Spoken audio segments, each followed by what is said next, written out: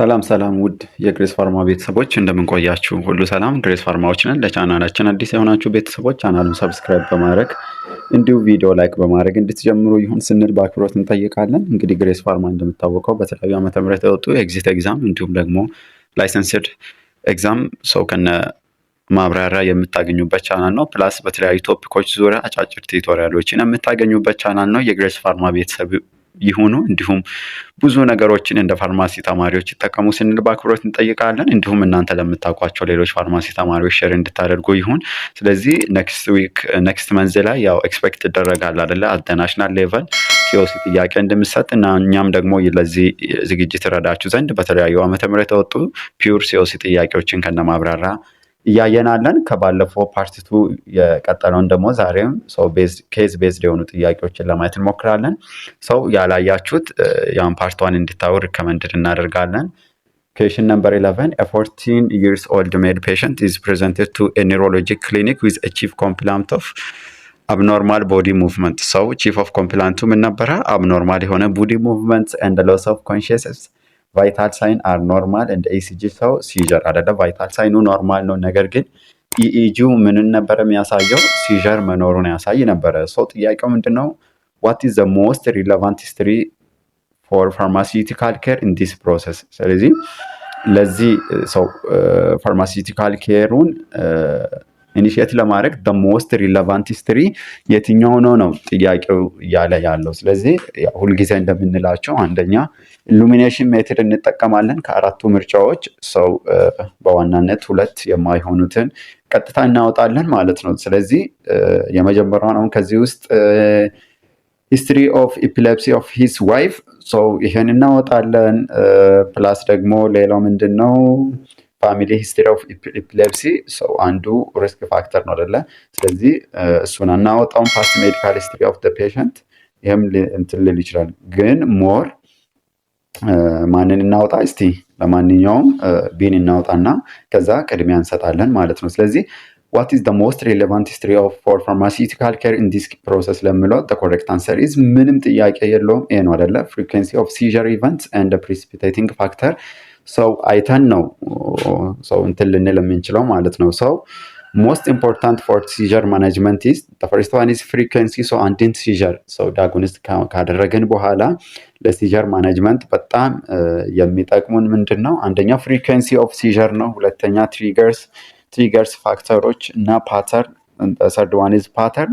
this help in the diagnosis and the treatment adjustment. ስለዚህ እነዚህ በዋናነት ሶስቱ ዲያግኖስት ኤግዛክት የሆነ ዲያግኖሲሱን ለማድረግ እና ትሪትመንቱን አጀስት ለማድረግ ትልቅ የራሱ የሆነ ሲግኒፊካንስ ሮል አለው ማለት ነው። the next question is a 13 years old female patient with diagnosis as having epilepsy with generalized tonic-clonic type of seizure. ስለዚህ type of seizure ማለት ነው generalized tonic-clonic type of seizure ነው።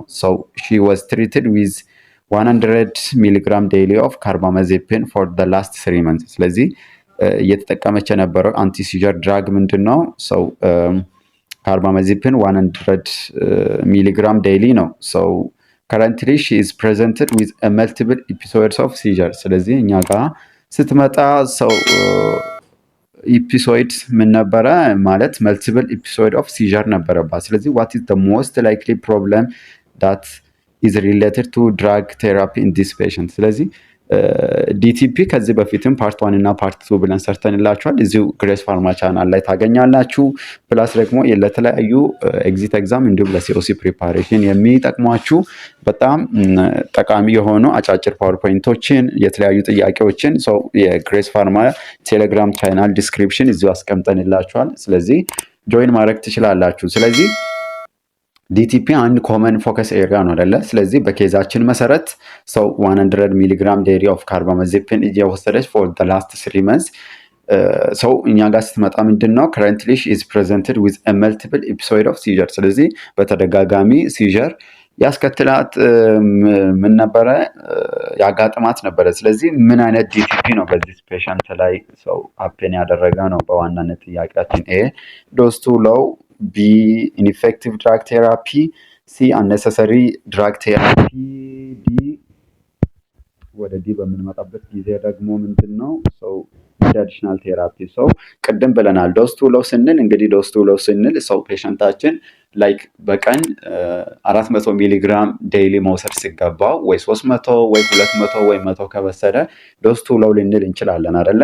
ኢንፌክቲቭ ድራግ ቴራፒ የምንለው ደግሞ አንሪሌትድ ለምሳሌ ለቫሪያል ኬዝ አንቲፋንጋል ድራግ ስናዝ እንደማለት ነው አይደለ? ኢንፌክቲቭ የምንለው ባጭሩ ሰው አነሰሰሪ ድራግ ቴራፒ የምንለው ደግሞ ምንም አይነት የሆነ ፋርማኮሎጂክ ወይም ክሊኒካል ይሁን ምንም ኤቪደንስ ሳይኖርን ፋርማኮሎጂካል ቴራፒ ስንጠቀም ወይም ደግሞ መልቲፕል ኤጀንቶችን ስንጠቀም ላይክ ለምሳሌ ኤግዛምፕል ስንወድ አንድ ፔሸንት ማይልድ የሆነ ፔን አጋጠመው እንበል። ሶ ፎር ማይልድ ፔን ማኔጅመንት አኮርዲንግ WHO ፔን ማኔጅመንት ላደር መሰረት ሰው ኒሳዶችን መጠቀም በቂ ነው አይደለ? አይዘር አይቦፕሮፌን ኦር ፓራስታሞል ኦር ዳይክሎፌናክ በቂ ነው። ነገር ግን ያን ማይልድ ፔን ማኔጅ ለማድረግ ሰው ዳይክሎፌናክ ፕላስ ፓራስታሞል ብንጠቀም ይሄ መልቲፕል የሆነ ድራግ ነው አይደለ? ፎር ማይልድ የሆነ ፔን ለማድረግ። ስለዚህ አኔሰሰሪ ስንል እንደዛ አይነት ኬዝ ነው። ሌላው ደግሞ በነን ፋርማኮሎጂካል ትሪትመንት መታከም የሚችለውን ኮንዲሽን ሰው እኛ ፋርማኮሎጂክ ትሪትመንት ስንጠቀም አኔሰሰሪ እንላለን። ሰው ኒድ አዲሽናል ስንል ደግሞ መታከም ሲኖርበት ወይም ደግሞ ፋርዘር መታከም ሲኖርበት ሳይታከም ሲቀር ወይም ደግሞ ወደፊት ሊያጋጥም የሚችለውን ሰው ሪስክ ሚኒማይዝ ለማድረግ ሰው መስጠት ሲኖርብን ካልሰጠን ሰው ኒድ አዲሽናል ቴራፒ ፕሮብለም ድራግ ቴራፒ ፕሮብለም ልንል እንችላለን። ስለዚህ በጥያቄያችን መሰረት ምንም ጥያቄ የለውም ዶዝ ቱ ሎው ነው አይደለም? ምክንያቱም ፐርሲስታንት ሲዠር ዲስፓይት ትሪትመንት ሰው ትሪትመንቱን እየወሰደች የሆነ ሪከረንት የሆነ ወይም መልቲፕል ኤፒሶድ ነው አይደለ ያስቸገራል። ስለዚህ ሞስት ላይክሊ ሳብ ቴራፕቲክ ዶዝ ነው። ምክንያቱም 100 ሚሊግራም ፐር ዴይ ኢዝ ዩዥዋሊ ቱ ሎው ፎር አዳልት ስፔሻሊ ለአዳልት በጣም ሎ ዶዝ ነው። በዛም ምክንያት ነው ሲጀሩ በተደጋጋሚ ሀፕን እያደረገ ያለው መልቲፕል የሆነ ኤፒሶድ ማለት ነው። ስለዚህ ዶዝ ቱ ሎው ኢዝ ዘ ኮሬክት አንሰር እንላለን ማለት ነው። በኔክስት ኩዌስችን 55 years old female patient with diagnosed with stage 4 breast cancer. So stage 4 breast CA ነው። so she is admitted to an internal medicine ward to get palliative care. so palliative care ለመቀበል ወይም ለመውሰድ ነው አድሚት የሆነችው ኢንተርናል ሜዲሲን ዋርድ ማለት ነው። she is on chemotherapy and morphine. so ኬሞ እየወሰደች ነው። ፕላስ ደግሞ እነዚህ ስፔሻሊ ካንሰር በጣም ሲቨር የሆነ ፔን አለው አይደለ? ስለዚህ for those purpose ፔኑ ማኔጅ ለማድረግ ሞርፊን እየወሰደች ነው። ሪሰንትሊ ሞርፊን dose was escalated to 10 milligram BID to 10 milligram TID. ስለዚህ currently ደግሞ ከዚህ በፊት 10 ሚሊግራም BID ነበረ ስትወስድ የነበረው for pain management። ነገር ግን currently ወደ 10 ሚሊግራም TID ተቀየረ። after that she experienced excessive sedation, was not able to be aroused with external stimulation and have a significant decline in the breathing. so TID ከሆነ ማለት ነው ከሆነ በኋላ ስለዚህ what is the most likely drug therapy in this patient? A adverse drug reaction, B ineffective drug therapy, C unnecessary drug therapy, D need additional። አሁን ከዚህ በፊትም እንዳልናችሁ እንግዲህ በጣም አጠር ያለ ፓርት 1 እና ፓርት 2 ዲቲፒ ፎከስ ኤሪያ ስለሆነ ኤግዚት ኤግዛም ፕላስ ስፔሻሊ ላይሰንስድ ጥያቄዎች ላይ በተደጋጋሚ ይጠየቃሉ። ስለዚህ ቤዚክ ነገር አንደርስታንድ ማድረግ ከእንደዚህ ጋር ተያይዘው የሚመጡ ጥያቄዎችን በቀላሉ እንድንመልስ ይረዱናል። ስለዚህ ቲአይዲ ከሆነ በኋላ ምንድነው ኤክሰሲቭ የሆነ ሴዴሽን ፕላስ ደግሞ ሲግኒፊካንት ዲክላይን ኢን ብሪዚንግ ነው ያጋጠማት። ስለዚህ ምን አይነት ዲቲፒ ነው በዚህ ፔሸንት ላይ ያጋጠመው ስንል ሚኒማይዝ ስናደርግ ኒድ አዲሽናል እና ሰው አኔሰሰሪን ቀጥታ እናወጣለን አይደለ? ኒድ አዲሽናል መታከም ያለባት ነገር ስኖር ሳትታከም ብትቀር ወይም ደግሞ የሆነ ሪስክ ብኖር ያን ሪስክ ፕሪቨንት ለማድረግ የሚሰጥ ነው አይደለ?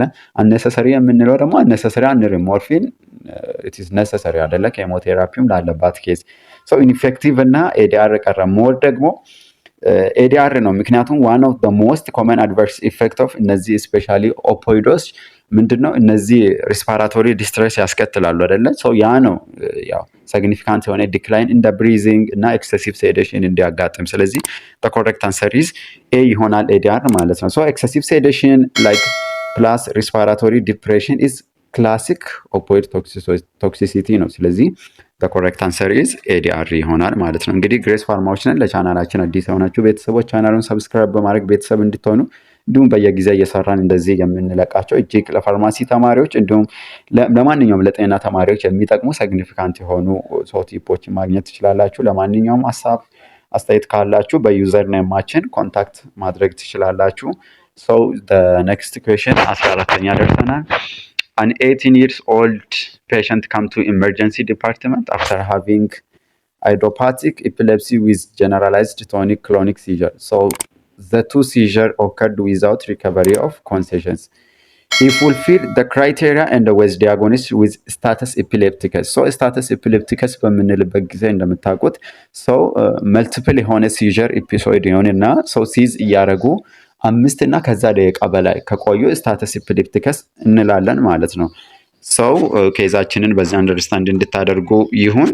So the question is what is the most appropriate initial step in the management of this case? ስለዚህ status epilepticus ላይ ማኔጅ በምናደርግበት ጊዜ the most appropriate initial step የቱ ነው የምለውን ያው ማሰብ ነው። A start diazepam, B give carbamazepine, C start phenobarbital, D administer barboric acid። ስለዚህ status epilepticus ላይ always first line benzodiazepine ነው አይደለ? either lorazepam or diazepam ነው so preferable የምናደርገው። ስለዚህ the correct answer is start diazepam የሚለው ትክክለኛ መልሳችን ይሆናል። so first line emergency treatment IV benzodiazepine, especially diazepam or lorazepam there is rapid seizure control, other drug come later። ስለዚህ ራፒድ የሆነ ሲጀርን ኮንትሮል ማድረግ ስላለብን ኢመርጀንሲም ኮንዲሽን ከመሆኑ አንፃር IV ቤንዞዲያዜፒን እንጠቀማለን። ከዛ በኋላ ሰው ማይመለስ ኦር ኮንትሮል ማይሆን ከሆነ ደግሞ ሌሎች ድራጎችን አስ ኦፕሽን እንጠቀማለን ማለት ነው። ሶ ግሬስ ፋርማዎች ነን። በዛሬ ቆይታችን ሰው ለሲኦሲ ፒውር ሲኦሲ ጥያቄዎችን ከነማብራሪያ ያያያናለን። ያው ኔክስት መንዝ ኤክስፔክት ይደረጋል። እናንተም ደግሞ ራሳችሁን እያዘጋጃችሁ እንደሆነ ተስፋ እናደርጋለን። ይረዳችሁ ዘንድ ደግሞ ይህን ቪዲዮ ይዘንላችሁ መተናል። እንግዲህ ቪዲዮን ከወደዳችሁት ላይክ እንዲሁም ለሌሎች ፋርማሲ ተማሪዎች ሼር እንድታደርጉ ፕላስ ደግሞ እናንተም ያው ቤተኛ እንድትሆኑ ነው። ሁልጊዜ እንደምንላችሁ ግሬስ ፋርማ ቱጌዘር ዊ ካን ሰው ጥያቄዎቹን በምትሰሩበት ጊዜ ሰው ኬዙን አንደርስታንድ ካደረጋችሁ በኋላ ሊጠይቁን የሚፈልጉትን ሜን ኮንሰፕት አንደርስታንድ ማድረግ ነው። ከዛ ሚኒማይዝ ኢሉሚኔት ማድረግ ነው። ከዛ በቃ ከሁለቱ ከቀረው ፕራዮሪቲ ለአንደኛው መስጠት ነው። ስለዚህ እኛም ግሬስ ፋርማ እዚሁ የሰራንላችሁ ቲፕ አለ ስፔሻሊ ሪሌትድ ዊዝ ሲኦሲ ሰው ማድረግ ያለብን ጥንቃቄዎች ኢፌክቲቭሊ እንድንሆን ላይሰንስድ ኤግዛም ላይ ያን እንድታዩ በብዙ እንድትጠቀሙ ሪከመንድድ እናደርጋለን። ሶ the next question is 20 years old mother gave birth at hospital and her baby was born with neural tube defect. She is never visited a hospital throughout her pregnancy and she did not take any medication. She also does not have any chronic known medical illnesses. አይደለ ሰው 28 ዓመት ነች። ሰው ሆስፒታል ነው አይደለ የወለደችው። ሰው ጮጮ ደግሞ ምን አጋጠመ? ኒውራል ቲዩብ ዲፌክት። ሰው before visit hospital so she is never visited a hospital throughout the pregnancy. so during pregnancy time ምንም አይነት ሰው ክትትል አልነበራትም and she did not take any medication. ስለዚህ during pregnancy አንደኛ ምንም ክትትል አልነበረባትም ፕላስ ምንም አይነት የሆነ ሜዲኬሽን አልወሰደችም። she also does not have any chronic medical illnesses. ስለዚህ ምንም የሆነ chronic known የሆነ medical illnesses አልነበረባትም ነው። so what is the most likely causes of the neural defect in this case? ስለዚህ neural tube defect እንዲሆን ኮዙ ማን ነው? በጣም ማይነር ነው አይደል? A iron deficiency, B medication toxicity, C labor complication, D folic acid deficiency። ስለዚህ በእናንተ መረዳት በእናንተ እይታ የቱ ይመስላችኋል? ምክንያቱም ይታወቃል አይደል? አንድ እናት እንግዲህ ዱሪንግ ፕሬግናንስ በሚትሆንበት ታይም ብዙ ነገር እንድትወስድ ሪከመንድድ ይደረጋል አይደል? ስፔሻሊ እነዚህ ፎሊክ አሲድ ያው ዲፊሸንሲ ዲማንዱም ስለሚጨምር ሰው እሱን ሪከመንድድ ይደረጋል። ያ ደግሞ የራሱ የሆነው ሰው ክሊኒካል ሮል አለው አይደለ? ስፔሻሊ እነዚህ ኒውራል ቲዩብ ዲፌክት ሚኒማይዝ ከማድረግ አንጻር እንደገና የአይረን ዲፊሸንሲ ስለሚኖር ያው አይረን እንድትወስድም ሪከመንድድ ይደረጋል። ስለዚህ the correct answer is D ይሆናል ማለት ነው። ስለዚህ ወደ ኤክስፕላኔሽኑ ስንመጣ ፎሊክ አሲድ is essential in the early pregnancy for neural tube formation አይደለ? ፎሊክ አሲድ ዋናው ፊዚዮሎጂክ ፋንክሽኑ ምንድነው? ዱሪንግ ፕሬግናንሲ አንድ እናት ሰው ኒውራል ቲዩብ ፎርም እንዲሆን ነው አይደለ? ኤርሊ ፕሬግናንሲ ላይ ሮሉ። ሶ ዲፊሸንሲው ደግሞ ምንን ያስከትላል ከተባለ ኒውራል ቲዩብ ዲፌክት ወይም ደግሞ ይሄ ስፓናል ቢፊዳ የምንለው ስፔሻሊ እነዚህ ኒዮኔት ላይ ህፃናቶች በሚወለዱበት ጊዜ ያጋጥማል ማለት ነው። ኢት ኢዝ ዘ ሞስት ኮመን ፕሪቨንተብል ኮዝስ አይደለ? በቀላሉ መከላከል ይቻላል። ምክንያቱም አንድ እናት እርጉዝ በምትሆንበት ሰዓት ሰው ፎሊክ አሲድ ዲፊሸንሲ ስለሚኖርባት እንደዛ አይነት ነገር ደግሞ እንዳይፈጠር ፎሊክ አሲድ ሳፕሊመንቴሽን በመስጠት እንደዛ አይነት ነገር እንዳይፈጠር መከላከል ይቻላል ማለት ነው። ግሬስ ፋርማዎችንን እስከ መጨረሻ ከኛ ጋር ስለነበራችሁ እጅግን አድርገን እናመሰግናለን። ቪዲዮን ከወደዳችሁት ላይክ፣ ሼር ማድረግ እንዳይረሳ።